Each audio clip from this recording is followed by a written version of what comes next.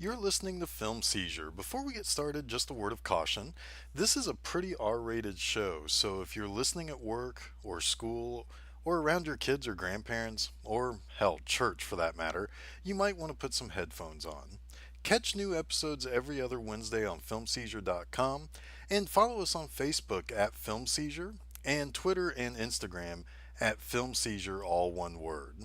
But for now, if you're all set, then let's sit back and enjoy a couple of grade A assholes sit around and talk about movies. Fight for your life and never give up. Do you give her to me, friends? Your soul. What do you want? You. Hello and welcome to Film Seizure. I am Geoff Arbuckle, I'm Jason Oliver. and we have finally reached the end of the Warlock Trilogy. Yes. So this was Warlock 3, End of the Innocence. End of the Innocence. The End of the Innocence. I'm not sure which Innocence was ended here, but maybe ours. Maybe ours, maybe Jeff. ours. I I don't think know. our Innocence was ended. I'm sticking with this is based on a Don Henley song that Okay. I actually really dearly love. Yeah, that's a good one. That's funny. I don't like the Eagles, Don but Henley's I good. fucking like Don Henley. Don Henley's good. He is good. He's kind of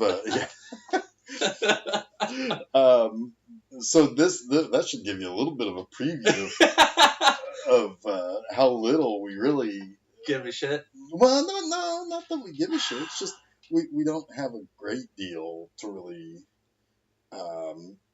really talk I about don't when know, it comes to.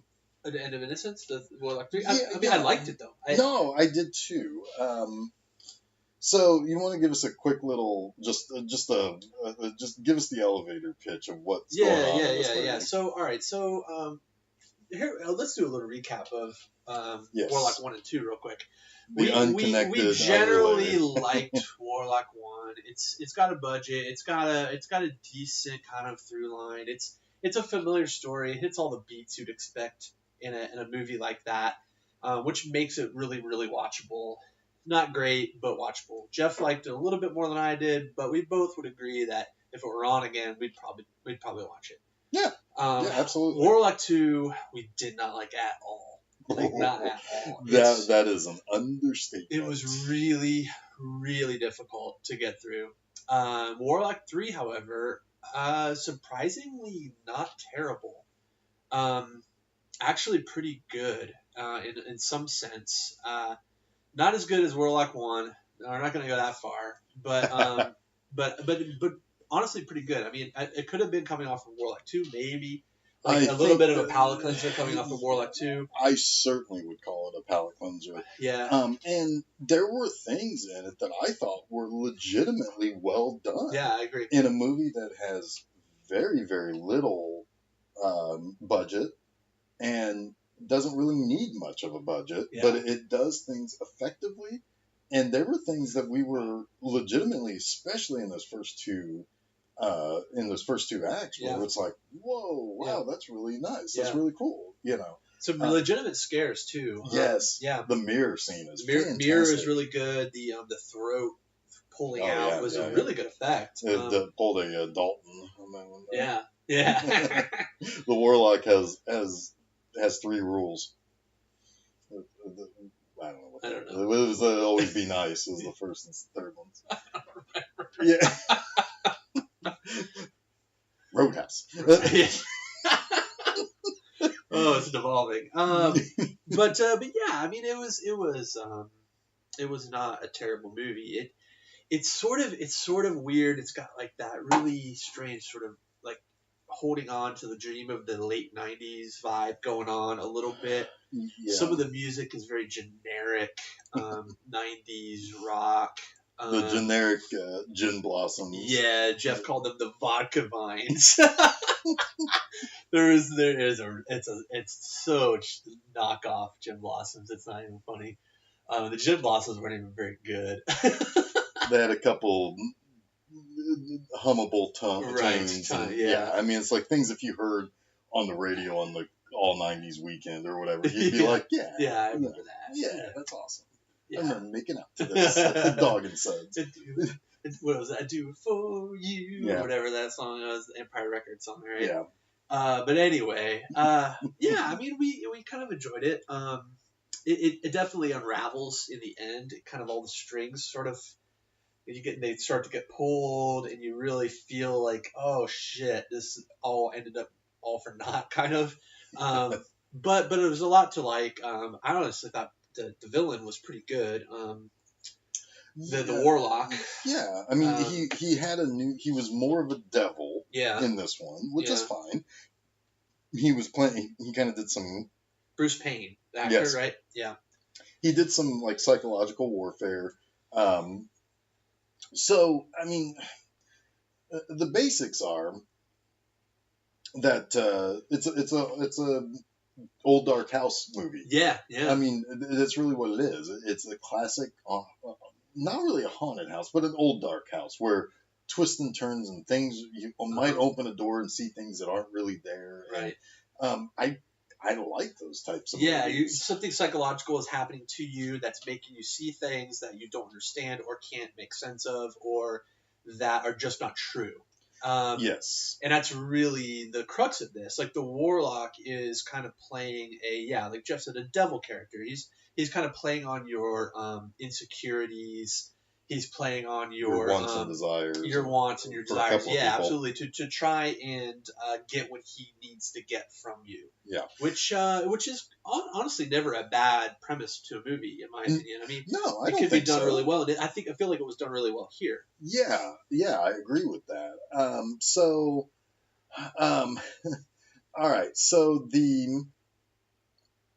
um, so Ashley Lawrence. Let's talk about her real quick Yeah, because let's talk about her. we have a major through like a connection to her. Yeah. And instantly when I saw her name in the on the back of the box as the part of the cast for this, I thought, ooh, it's like we're not going to be let down in a leading lady type of role as we might have been in the previous two, where we had one character who was either written, directed, or played as an idiot. Yeah.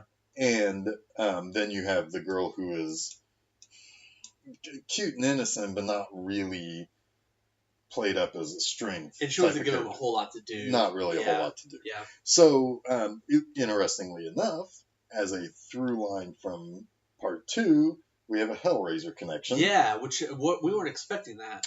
No, I did not know. I mean, this is about the time that Ashley Lawrence had returned to her role as Kirsty Cotton, which is the main protagonist in the first 2 Hellraiser movies.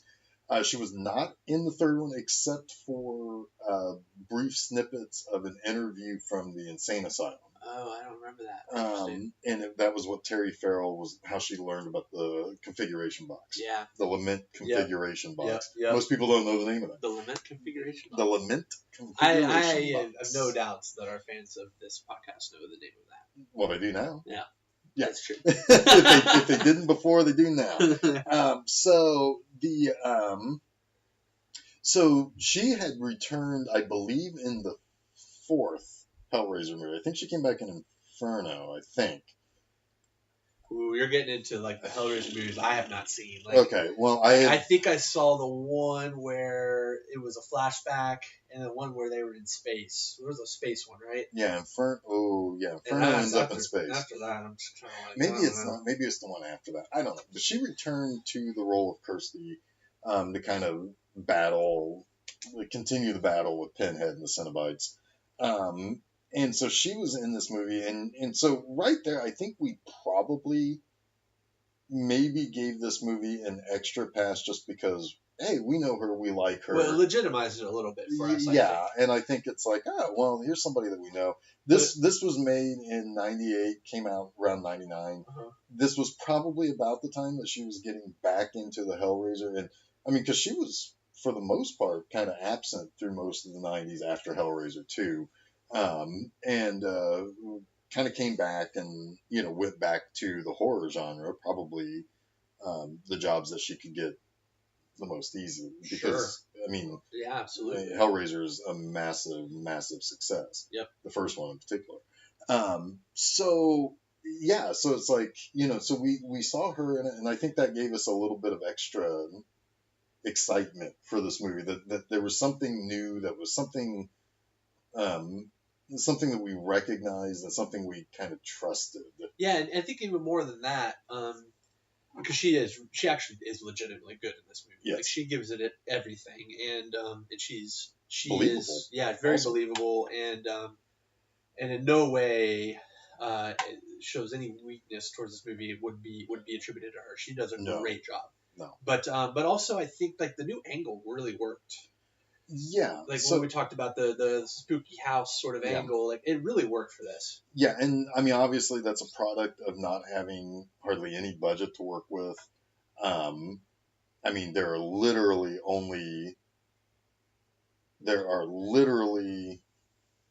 7 people in the movie. They're the Yeah. 5 friends, Yeah.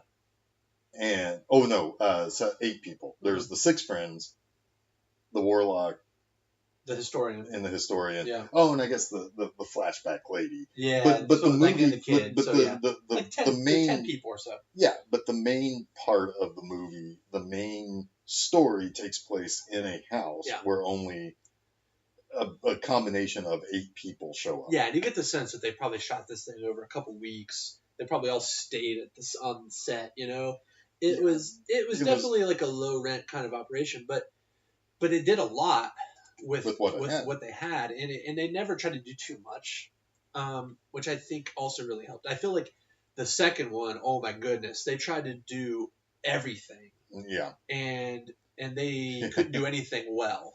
Yeah, if you haven't listened to the last episode, check that out because we go into a lot of hatred Yeah. over how far over the top the second one went. And this third one is the most low key. Oh, most definitely. Yeah. So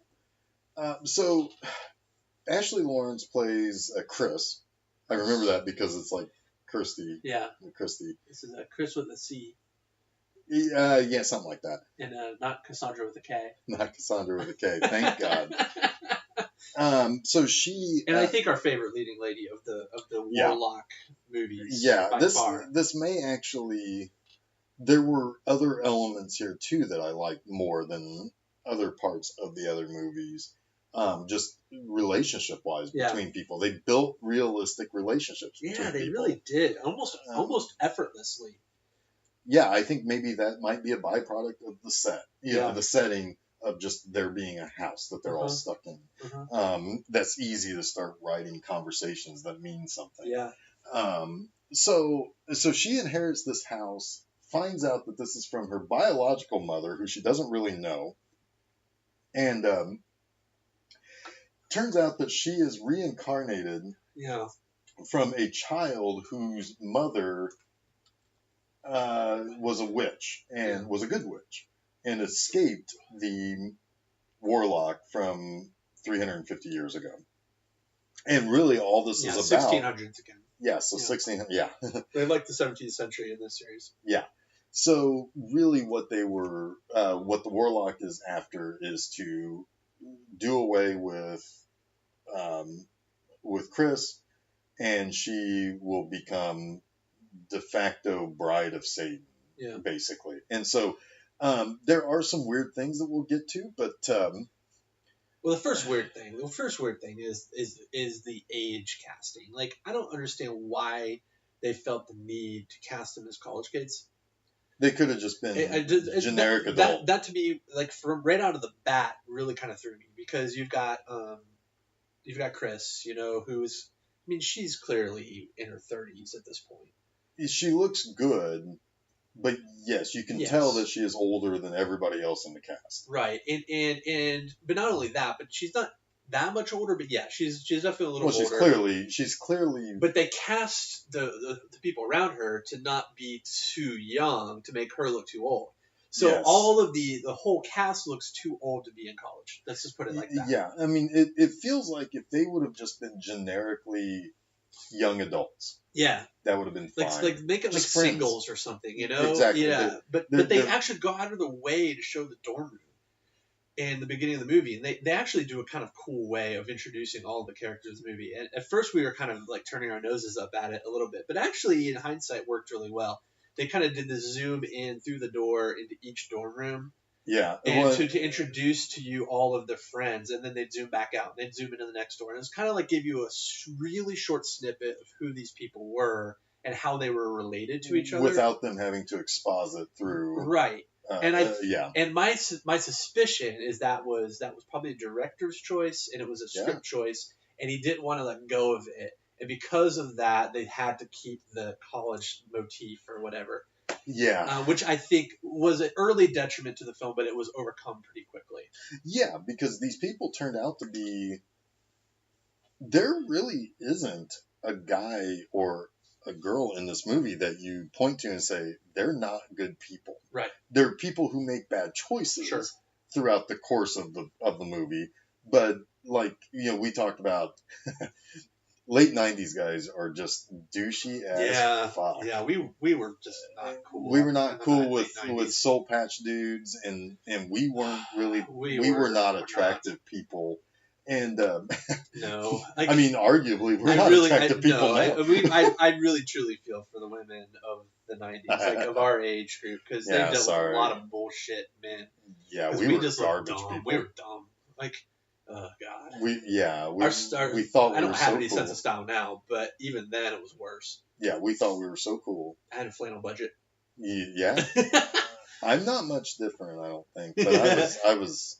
With the hairdos and like it was just bad. Facial hair was bad. Yeah, the soul patches Yeah. and the So- chain link like necklaces. I never wore Tribal those, tattoos. but tribal tattoos. Yeah, I mean they really did it up.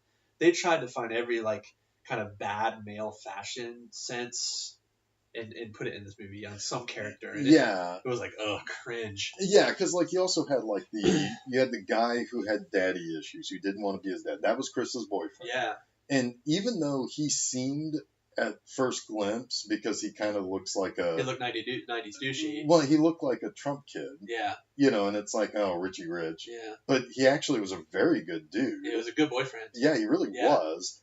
We'll get into my main problem later when Okay. we get to that. But there's my Yeah. my problem with this movie. But then there was sadomasochistic boyfriend girlfriend, Yeah, which were fantastic because it's like, oh, Angel Boris, I know that name. Look it up. Oh yeah, she was a Playmate when I had a subscription in to like Playboy. 96 or 97. 96. Yeah. So it's like, oh yeah, and also she is down to fuck. in Yeah, this movie. she's really sexy. Yeah. She brought the She brought a sexual lot of element heat. to this movie for sure. She brought a lot of heat, like obvious upfront heat, just herself, by herself, in just her character that the two movies before didn't have Right. combined. What was interesting though is that and this sounds a little stupid to say, but she actually like outside of her sex scenes and when she was bringing that sexuality, she actually had a lot to contribute to the movie She did. as a friend of Chris, and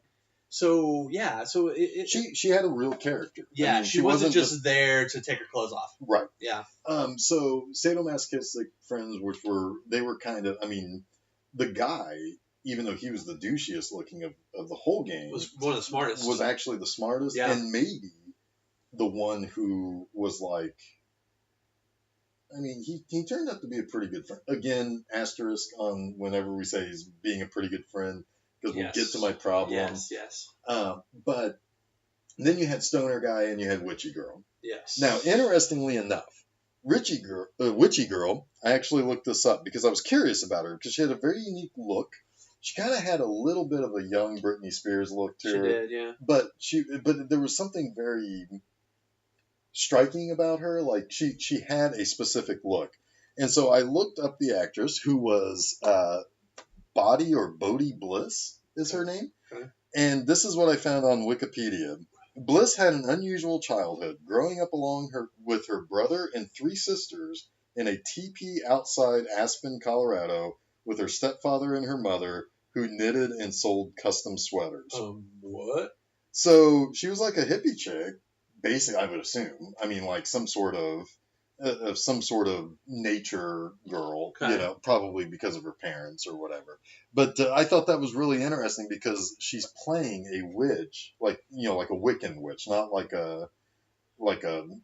she's she talks about how true witches are, do things for the good of the planet and good of others, not doing evil, twisted things. And so she had that kind of mentality, and it's not funny like that a gothy witch, like on The Craft or something like that, which right. you would almost expect from a movie like this, because The Craft was a fucking huge movie. That and like Charmed was right. just getting started. Yeah.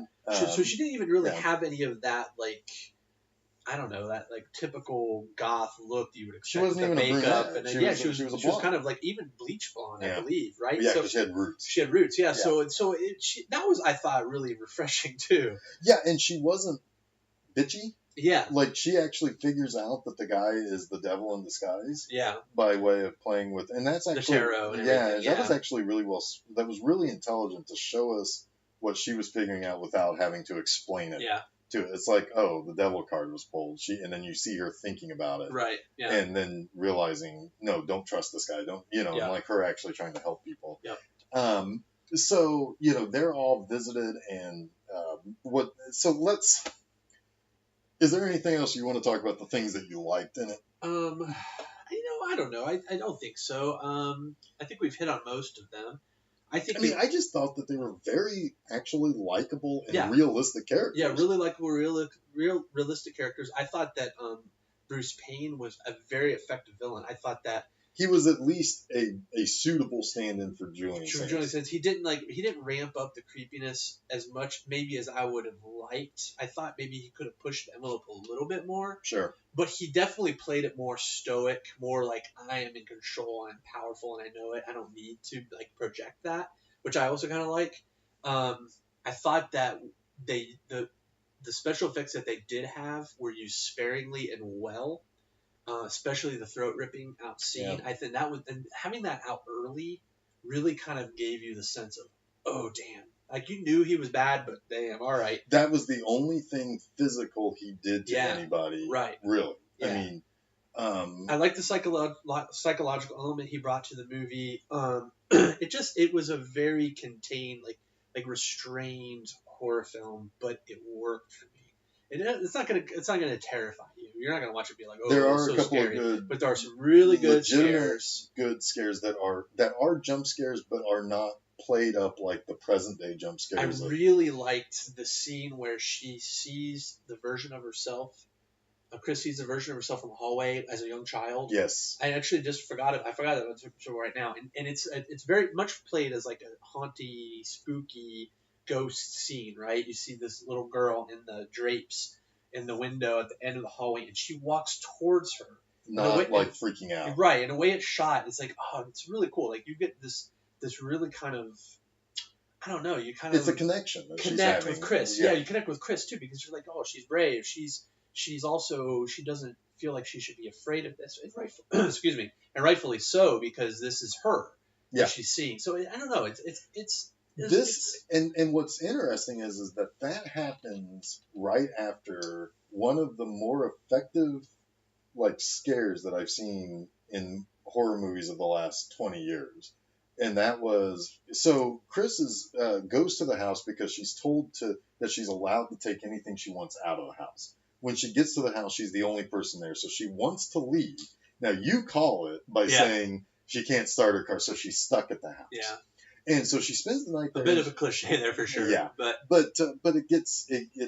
it's there to keep things rolling. Right. I mean, sure.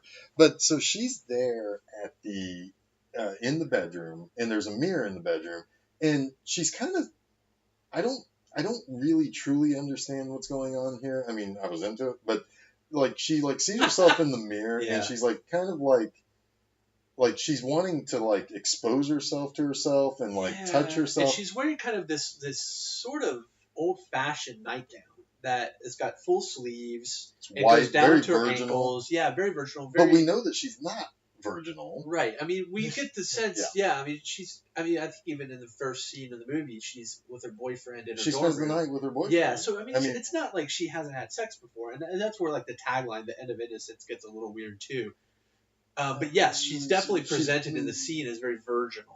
Yeah, and in some way she's being tempted or she's being corrupted in some way. Like the house is having some sort of erotic effect on her. Yeah. And so what happens is that she like kind of starts to unbutton and looks like she's about to disrobe, to the camera, looking at herself in the mirror, and then she hears something or kind of snaps out of it, and she turns around, and her reflection in the mirror starts screaming and flipping out, and it was so fucking cool. Yeah. Because you're so used to things coming at you at the camera that you're not used to when you see it in horror movies these days. The really scary shit happens in the background. Right. And it's not the stuff that's up front. And to be honest with you, I mean, even though it's only like maybe 3 seconds, Yeah, it's very fast. I missed the first second.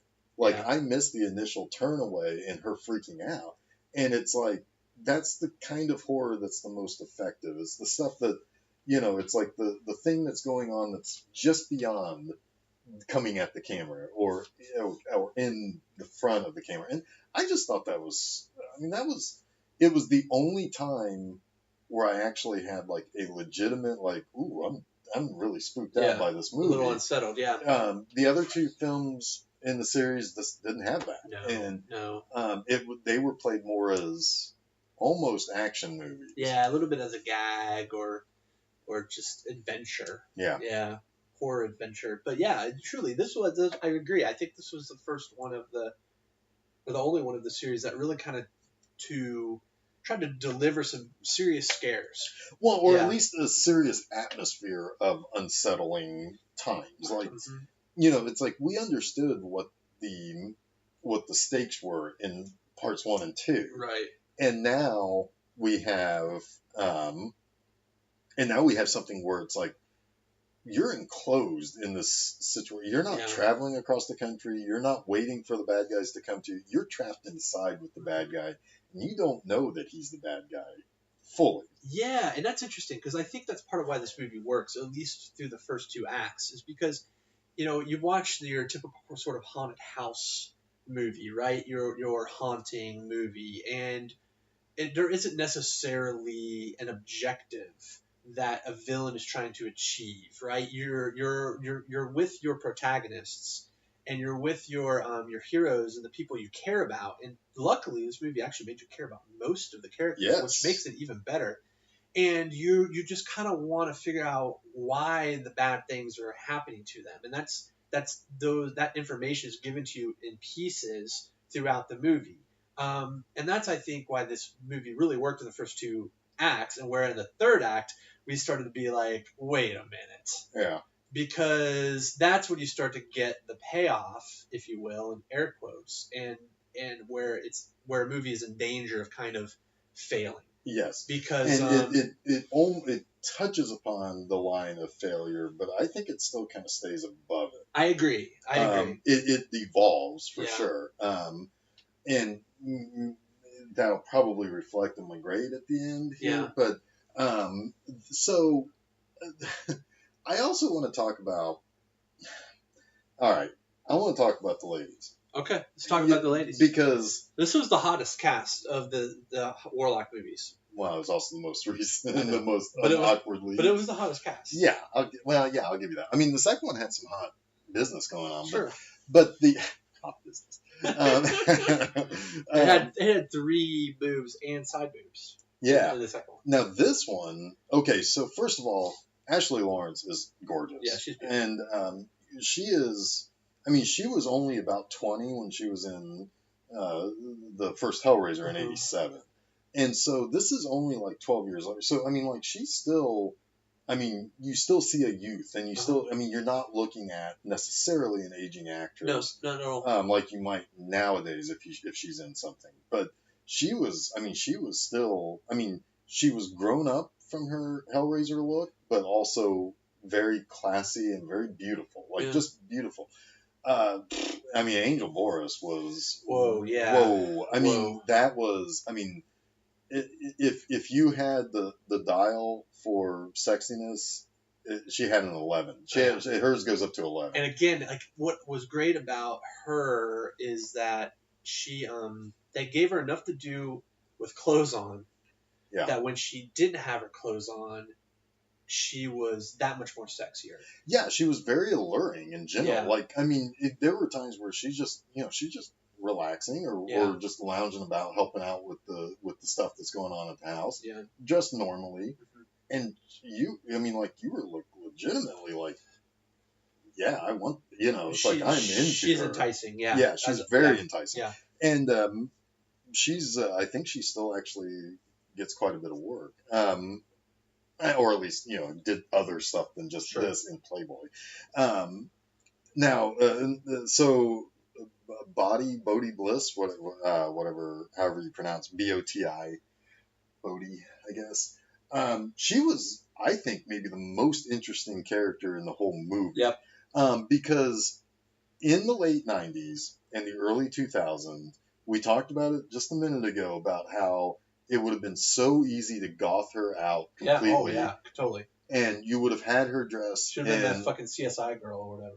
Which is funny. Or NCIS or whatever the hell. Because Bodie Bliss has been in CSI in the last 5 years. That's funny. She was like a scientist. Is it NCIS or whatever? What's the one? What's the one with the goth chick?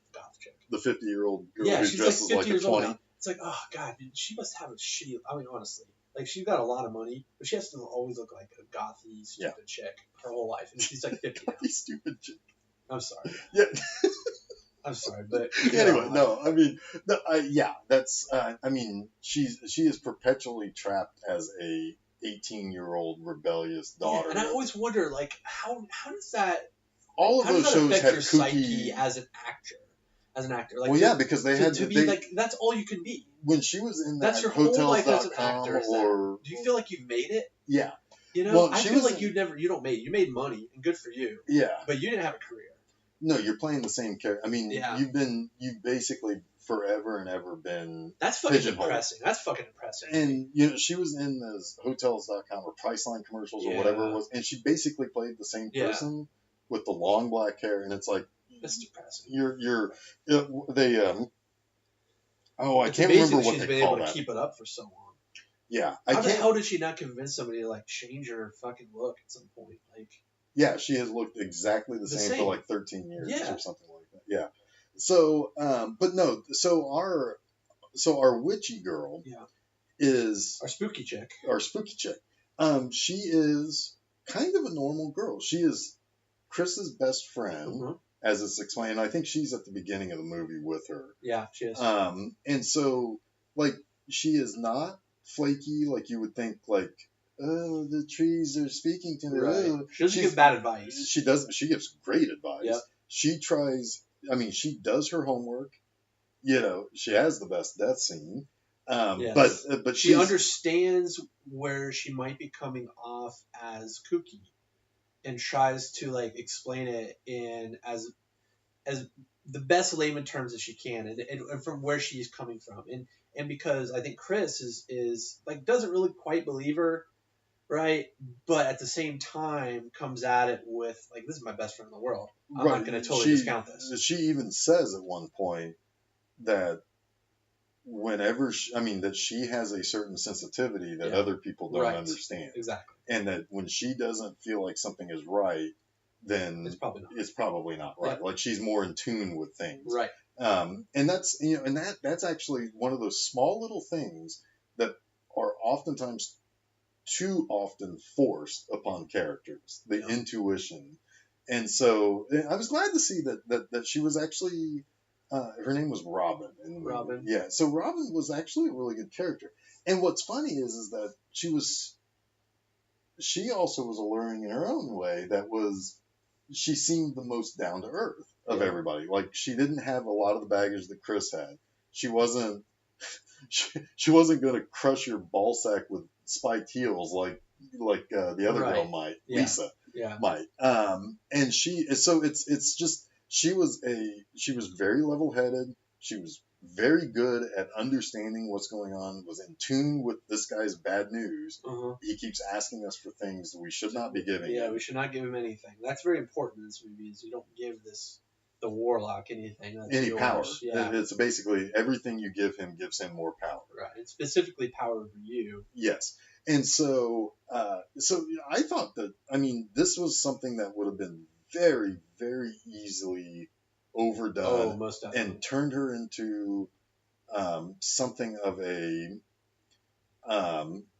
like the what we talked about, Book of Shadows, Blair Witch 2, and the two witches in that were drug addicts and slutty, Yeah. like to the point where they're Oh, making yeah. out with each other. They're fucking all the guys. Oh, yeah, they're like Marilyn Manson fans. Yeah, and and they're just this total cliche of yeah, and it's like goth. you could have done that. Yeah, This was a time when those characters existed, but they actually made this character better Thoughtful. than all of it. Yeah, And her own person, like not Mhm. not a cliche. not a cookie cutter character. So yeah, I mean, I just thought that the three girls are very interesting in their own rights, to where they're actually real people. Yeah. The The men, not so much. men are just there. I mean, you have the main guy, the boyfriend, and the guy who likes Chris, who ultimately plays a Judas role. Yeah. Yeah, you have they're kind of interesting, but they're not as nearly as interesting as the Warlock. No. So yeah, I mean, no, I mean, like, I thoroughly was like engaged with the three female characters, whereas in the previous movies, it was very easy just to shut them out, just shut the female characters out, because they're not really interesting, and they're not Right. really, you don't really care much for or enough about them. Right. That's an interesting thing, because this movie by far had the lowest budget of the three. Mhm. It had the least pedigree of the three. All you had was Ashley Lawrence, All you had was Ashley Lawrence. That's it. Yeah, and even then, she didn't have any juice. no. You know, it's not like 1989. The where she director would've of had this juice. movie, I don't think has directed anything since, Yeah, and hadn't really directed anything before. Right. I don't know who wrote it, but I can't imagine they were. Well, one of the writers was there was two writers. One of them was the director. Okay, so I mean, I almost feel like the writer director of this movie drove his car off a cliff or something afterwards, because how has he not made anything since? Somebody gave him personal items to a Warlock. Yeah, maybe. I mean, because Yeah. it's an extremely competent movie. Really, I mean, we're gushing a little bit about the writing. The direction was perfectly fine. It didn't try to do a bunch of stupid shit like the second movie did. Wasn't trying to be Star Wars all of a Right. sudden. But we've said a lot of really good things about this movie, like a lot of good things. But there are a lot of bad things we should talk about. Yeah. So we talk about how the Warlock in this movie plays the devil. Yes. And as the devil, he is basically, in some ways, corrupting some people, in other ways, just trying to twist a response from them. Yeah. And so I don't fully understand exactly what he was doing, but what he ends up doing is he spots the weakest person of the group, which is this guy named Jerry, who's a stoner. And he is he's into Chris, but Chris doesn't really. I mean, And if there's one stereotype in this movie, it's this guy. Yeah, but even then, he has a little bit of depth to him that you wouldn't expect. Yeah. Right. I mean, I can think of other movies with stoner characters that have much less depth. Absolutely. Depth than him. Most definitely. But so he's kind of spotted as the weakest because he has an obvious thing for Chris. The Warlock senses that and basically says, "I can help you win her. Yeah. I need you to do some things for me." Yeah. And the guy's like, "Dude, okay." It's actually a really charming scene. Like, Bruce Payne plays this scene really well. It's not like he just says, "Hey, I can help you win her." And he doesn't enchant him. Right, he doesn't enchant him. He essentially like kind of talks to him on his level. Yeah. and lets him know that he understands what he feels. It makes me think that the Warlock in this movie is much more empathic. Yeah. Most definitely. Because absolutely, that's a great way of putting it. Yeah, because like he understands how everybody feels. Uh-huh. So he kind of worms his way in and starts to. He first tries to get Jerry to drive a wedge between Chris and her boyfriend. He then moves to Robin and tries to, because he understands I don't think he really knows exactly what kind of like that she's a witch. Yeah. But he definitely understands that she is that she's Chris's best friend. And he, I think, recognizes her as his biggest threat. Yeah, because I think he just picks up that she's not buying into Right. it, and she's not chatty, she's Right. not catty. I mean, she's just, so he tries to sow a little dissent. Yeah. And then he's moving through each person, like the boyfriend, he makes him fear that he's becoming his father, which Yeah. he actually physically does. Yeah, he enchants him in that way. Yeah. Which is kind of cool. And then it's kind of funny because he had to do practically nothing to the sadomasochistic couple, which is that's there's a cool scene, but also for more than just the fact that it was like, whoa, this is like way sexual and super duper hot. Yeah. But there were literal flames in the room. Well, but I'm talking about like basically when he was like basically twisting them into their their ideal of pleasure and pain. Oh, sure, yeah. Where it goes from being like intense to like, how do you I got the impression that the girl was kind of like, yeah, okay, I'll go for that, or getting trapped in her own head, picturing the pleasures, and it kind of borrows from Hellraiser quite a bit. Definitely. But so he basically needs to twist things, like he needs to gain power over people. He kills this historian guy who has these letters that were meant to be delivered to Chris that would explain, as we find out later, how to defeat the Warlock. Although when he kills the historian guy, he burns the answer to the question. Like, she gets all of the backstory about, oh, she's reincarnated from this little girl from 350 years ago, and the only way to kill the Warlock, basically continue on next page, right? And then that page is gone. And that page is gone. So, so it's like, did he miss that page, or did he purposely leave that page with the dead body that was in the attic that maybe wasn't supposed to be found? Yeah. So that's one of those things where it's like, that seems like it was found for convenience, for movie sake. Right. So this is where I get really kind of confused. So he needs to sacrifice Chris so she can be delivered essentially to the devil as a bride. Yeah. Which, okay. This is where it gets really silly. Yeah, it gets pretty murky here. Yeah.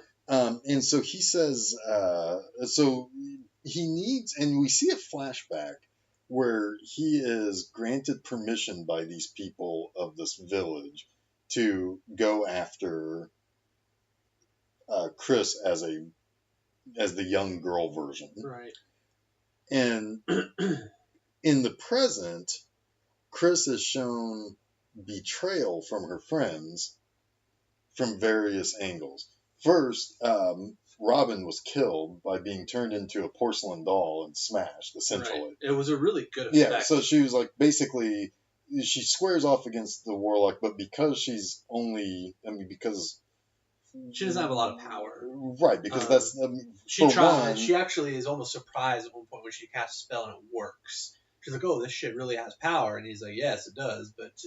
But you're basically, you don't have any, really. I mean, I took that as kind of being, like, in present day, the power is depleted because nobody believes in it. Nobody believes it, right. Or that nobody believes in it enough. It's like the modern power versus the old power, yeah. Right. Or because she focuses so much on affecting the atmosphere around her that she has no defensive or offensive capabilities. She's just... Well, she's never really thought about developing those. Right. Yeah. She just sends out the good vibes. Yeah, totally. And so, but that was really cool. She gets turned into like this porcelain statue thing, and he smashes her to millions of pieces. Yeah. Chris starts to figure out that, it's like, wow, it's weird that Robin's gone. Right. Like, where'd she go? It was really refreshing, too, because, like, that's one of the things, this movie, every time that you feel like, oh, well, yeah, it does, because of this, or maybe you wonder where your friend is, the characters actually are in lockstep with the audience. Yeah. Which I always so appreciate that. Like Geoff said, might wonder where Robin is, and then immediately after he said it out loud, Chris at the table said, it's really weird that we can't find Robin. I love that. Like, yes, it is really weird. Good. Yeah, these people you are recognize intelligent. this, yes. Yeah, I mean, there's a lot of intelligence there at the table. So, they, all right. So now he basically the Warlock is going to basically use the rest of Chris's friends to gain the permission, because Chris will not give him anything freely of her personal items, so that he can sacrifice her. Right. Everybody else, in some way, shape, or form, gave him something personal, be it a picture that was drawn of the sadomasochistic team. Team. Yay. The stoner guy basically gave his trust. The boyfriend gave his backstory about his father. fear of becoming his father. Yep. And the who am I forgetting? Who am I forgetting? There was somebody in. Stoner. The stoner took an amulet and a lock of hair from the witchy girl, which gave the upper hand to be able to essentially kill her. Yeah. That's more, right. Because it gave him enough power to kill her, but not.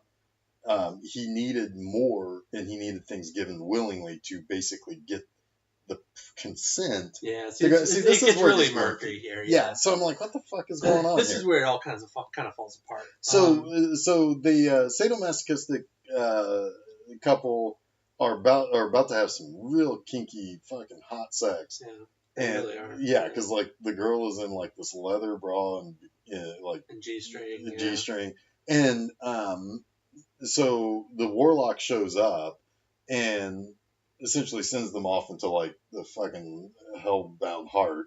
Yeah. I mean, like they're in the hell dimension for sure. It's like flames around them. They're being tortured in hell. And he's got the nipple hooks. He's got nipple hooks, which are they look really painful. And she's all bound and her breasts exposed and bound and and some sort of torture device. So, some kind of like her arms tethered above her head and whatever. And the boyfriend literally transforms into his father, but his father's dead. Right. Which means he's falling apart. Yeah. He's decaying. And I never really see what happens to the stoner. So ultimately, because they've all been tortured, they give their consent to end their suffering. For the Warlock to sacrifice Chris. So in a way, it's kind of a Judas play. Yeah, the only one who really gives away their consent willfully is the stoner, but only because he has been shown a image of Chris essentially mocking him as someone who could never protect him in a situation where she were in trouble. And it's even that is distorted. Yeah, she said the words, but didn't say it in the way that it was presented to him. Yeah. Yeah. So I don't understand what the consent was for then, right. Because it seems as though now, as I said during the movie, I am not a witch or a warlock. I mean, I know some people think I am. I am not. Maverick, maybe. Maverick. Witch or warlock, no. No. Wizard. But are you a hairy wizard? I am hairy. I'm half of that. So I don't think that should have worked. Yeah, I agree. They should have given it of their own free will, not because they were under duress. Right. Exactly. This is like, that's why the psychological warfare didn't work. It worked on the stoner. I feel like even though he showed him something false, which I'm still like that's dubious that should count. At least it was somewhere in the realm of like psychologically you played on something in your relationship with her that made you give her up. With everyone else, it was just like they were in pain. That sucks. Like that's kind of shitty. Yeah, writing. because basically now, I mean, like, okay, assuming that he gets what he wants and he sacrifices Chris, okay, that's one thing. But if she survives, now she's left with watching all of her friends betray her Right. to end their suffering. But the fact that they were suffering to begin with was Because of her. all tricks. Yeah. Well, they yeah, were all tricks. and They all weren't. tricks. They weren't. I mean, yeah, it was because of her Right. because she. Well, she would be guilt ridden by that. I would feel. You Well, know? because she would have said, well, if I hadn't said anything about going to the stupid place, they wouldn't have shown up And either. then they wouldn't be tortured if it weren't because of her, right? Right. But the fact is, like, they were. I mean, it'd be hard to blame them under that kind of duress. To be Yeah, two of them were literally in hell, Yeah. and one guy was literally falling apart. Yeah, like he was about to die. Yeah, I Yeah. mean, dude, Yeah, fuck. I mean, come on. that's pretty rough. Yeah, I mean, it's like my arm just fell off. Yeah. I'm gonna give you up because this hurts like fuck. You know? Right. Sorry, babe, but how? Ow. So I felt that was shitty. Yeah. I feel like that was a poor representation of betrayal. Yeah. Because it's betrayal under duress. I mean, this shit happens all the time whenever there's a murder suspect and they arrest a couple of people. And I just watched the thing on 2020 last night. The fucking guy was bullied into a confession, Right. essentially, and I mean, the cops were just getting what they wanted out of him, and it wasn't real. And so it's kind of like, duh. I mean, that doesn't seem like that should hold up even in hell. Like, I don't even think that Satan would be like, you know what, you need it better than that. You need it better than that. Yeah. It's like, dude, I don't. Sure, they could say the words, but I mean, come on, they didn't really get her up. Yeah. Or you have some sort of divine intervention from the other side, which is like, I am here to save everybody. Yeah. So yeah, and I think that combined with the fact that it's not really super clear what her purpose is anyway, as like the sacrifice, like she's the apparently she was going to become spouse of Satan. She was going to become Satan's concubine. I mean, I don't know what. It always gets like really murky when you're talking about like the bride of Satan. It's like, what does that really mean? Like, what does that? Because a nun is a bride of Christ. I mean, so what does that even mean? Right. Like, so it's always kind of like, I mean, it sounds pretty terrible, but is it anything more than just being a nun? What does it mean? Yeah. So it really kind of devolves into just what are the stakes, and not understanding what the actual stakes are really kind of takes away from the impact. Yeah, it's because then what you get into is you get into a lot of things that sound pretty bad. But in the end, you don't understand it. Yeah, I mean, it's like saying, it's like 30-year mortgage does not sound like a great term. Right. But in the long run, that's how you buy houses. I mean, I mean, you can pay it off sooner than 30 years. You got that option. You got that option. But I mean, so like, there's things that sound bad that aren't really. And things that sound bad that are technical terms that aren't bad. I mean... And I mean, in this movie, it's something that sounds bad that's supposed to be really bad, but you don't understand why it's supposed to be really bad. Yeah. So, I don't know. I mean, that's... Balloon payment is another word. Balloon payment. Yeah, because balloon, awesome. Payment. Reverse mortgages. Those sound really bad. That sounds terrible. Yeah. No, please don't take away my mortgage. The government Alan Thicke, before mortgage. he died, really wanted to make sure you didn't think that reverse mortgages were a bad thing. Yeah. R.I.P. Alan Thicke. R.I.P. Alan Thicke. Thicke. Not quite human. Robin Thicke. Yes. Robin Thicke is Robin Thicke is his kid. Is his kid. He sings that stupid Blurred song. Line song, yeah. Weird album. We've really devolved. Much like his second album sold like 10,000 copies. It was an epic failure.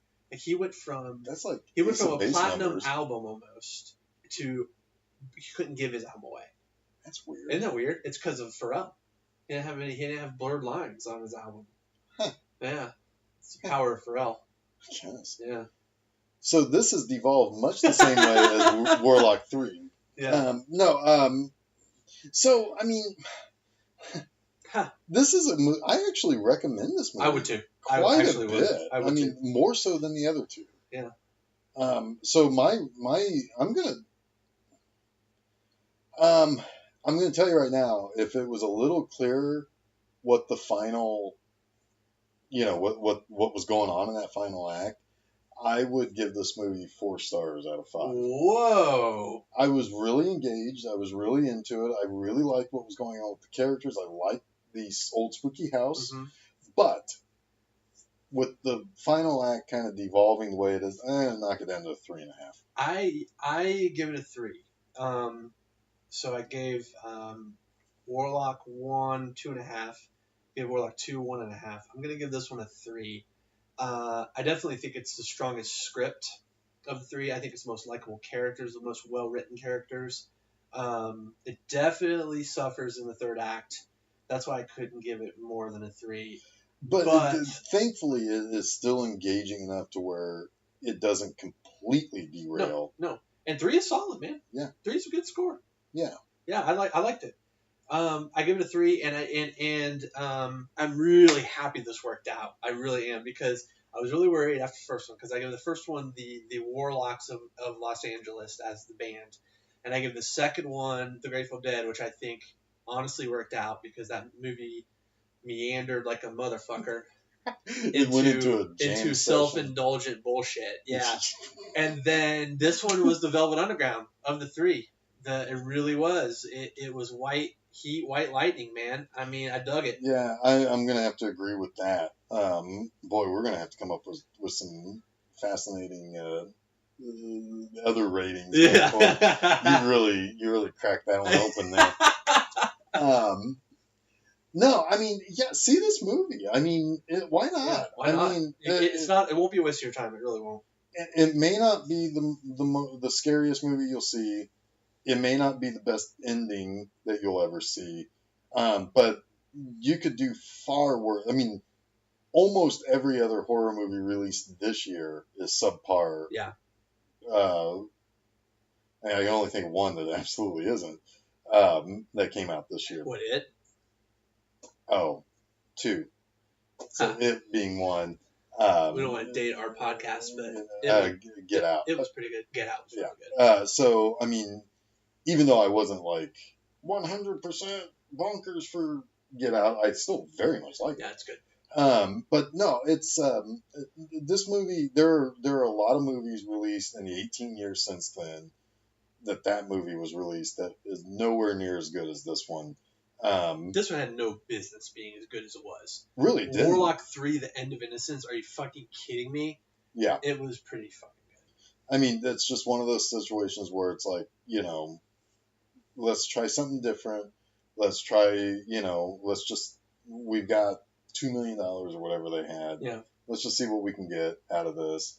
And they got as much as they could out of it. I mean, my guess is the ending was probably rewritten in some way, shape, or form, or they had to do something different because of their budget. But quite frankly, see this movie. I'm on board. And if you catch them on tour, check out the Vodka Vines. The Vodka Vines.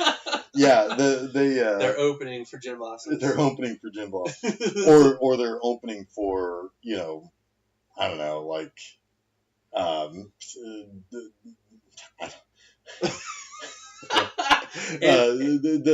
yeah, I mean, like. And there was no harm to cats in this movie. No mention of harming cats. No cats at all. Yeah. No cats were burned or mentioned of burning. Yeah, I mean, I appreciated that. Yeah, I mean, the Vodka Vines are probably opening for like Dugan Baron as opposed to Duncan Sheik. Yes. So in that universe, if you live in that universe, also please send me home back to University. Yes. And the Berenstein Bears universe. Yes. Send us your other Gin Blossom ripoff band name titles too, please. Yeah. Send those to us on social media or filmseizure.com, please. Yeah. Or no, sorry, filmseizure@gmail.com. Yeah, and Yeah, so I mean, I'd be really interested to hear what other almost Gin Blossom songs they have. Yes, please send us those. Because Maybe we'll have someone record a covers album of Vodka Vines. almost Gin Blossom songs. Yeah, the Vodka Vines. The Vodka Vines. Yeah, I don't know. The greatest tribute band ever of Gin Blossom. Yeah. Holy shit. Okay, yeah, so, we're wrapping this up. Yeah, so definitely see this movie. As far as things that you can do for us, follow us on Facebook. You find us at Film Seizure. Follow us on Twitter with @FilmSeizure. Yep. We got the Instagrams. Yes. That's Film Seizure also. Pretty simple to remember all that. Stop by the filmseizure.com website. You'll see some various things there talking about films in general, or maybe stuff TV we shows. like, stuff we like. don't like, stuff we want to make fun of, Yeah. stuff we think we want to watch. Yep. We'll put all that shit up there. I've got 100 posts over at bmovieenema.com. B-Movie Enema. And we will be back in 2 weeks. I don't think we've exactly decided which movie yet. It's a surprise. I think it's Mystery Box. Yeah, I think we're gonna just we're gonna pick up some movies that maybe don't have necessarily a tie to them, but should be fun to watch, fun to talk about. Yeah. Some good stuff from probably ranging from the 70s and 80s, mostly. Yeah. So In a couple weeks. This will be interesting to see how we can pull this off, but we're going to see the Dario Argento triple feature drive-in in a couple weeks. So the we're Skyline at the drive-in. Skyline Drive-In in Shelbyville, Indiana. Give a shout Yeah, out to and those so guys. and that will be the next trio that we will do. That will kind of help round out what I would call like our trial season. Yeah. Before we kind of start looking at some other some upgraded equipment, some upgraded ideas, maybe some different ways that we approach some topics. Yep. So that's definitely something to be on the lookout for as we continue to roll out these episodes. But thank you again for listening. I'm Geoff thank you so Arbuckle. much. I'm Jason Oliver. And we will see you in a couple of weeks. We are Film Seizure.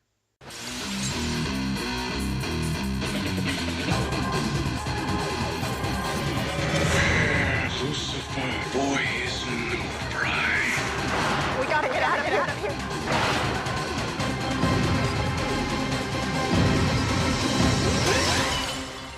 Late 90s guys are just douchey as fuck. Yeah, we were just not cool. We were not cool.